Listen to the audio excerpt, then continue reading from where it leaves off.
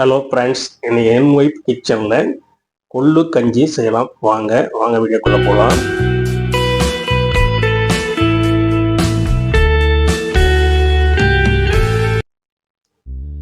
இப்போ கஞ்சி செய்கிறதுக்கு இப்போ தேவையான பொருட்கள்லாம் ரெடியாக எடுத்து வச்சுக்கிறேன்.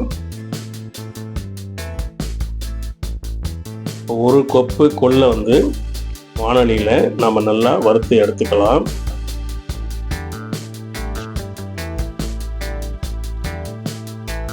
கொள்ளு மருத்துவ குணமுடைய ஒரு பருப்பு வகையை சார்ந்தது தான். இது வெயிட் லாஸுக்கு, கொழுப்பை குறைக்கிறதுக்கு, சிறுநீரக சம்பந்தமான நோய்களுக்கு ரொம்ப மருத்துவ குணமுடையதாக இருக்குது.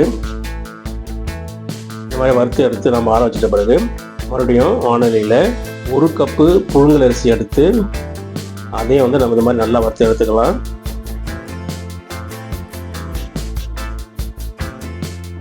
வறுத்து எடுத்து இதையும் நம்ம ஆற வச்சிட வேண்டியது தான்.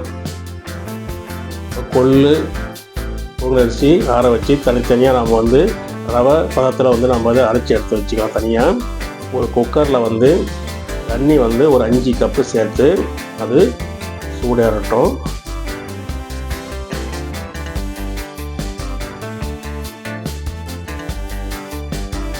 ஒரு கப்பு அரிசிக்கு நம்ம ஒரு 5 கப்பு தண்ணி சேர்த்துக்கலாம்.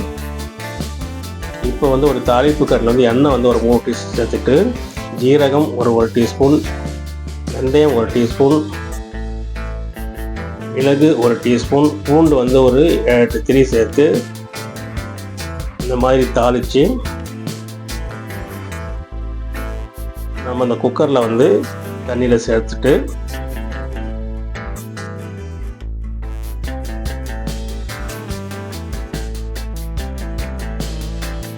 நம்ம ஏற்கனவே நம்ம அரைச்சி வச்சிருக்கிற கொள்ளுவை சேர்த்துருங்க.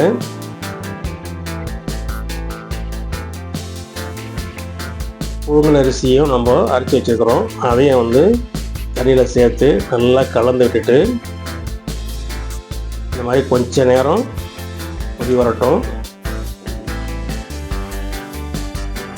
இப்போ தேவையான அளவு கொஞ்சம் உப்பு சேர்த்துட்டு இந்த மாதிரி கொஞ்ச நேரம் கொதித்த பிறகு குக்கரை மூடி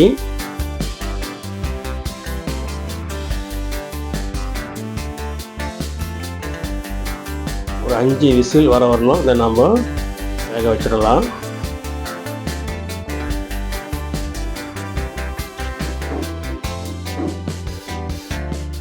இப்போ கொள்ளு அரிசி எல்லாம் ரெடியாக இருக்குது. பாருங்கள், சூப்பராக சுட சுட கொள்ளு கஞ்சி ரெடி ஆகிடுச்சு. ஃப்ரெண்ட்ஸ், வீட்டில் ட்ரை பண்ணி பாருங்கள்.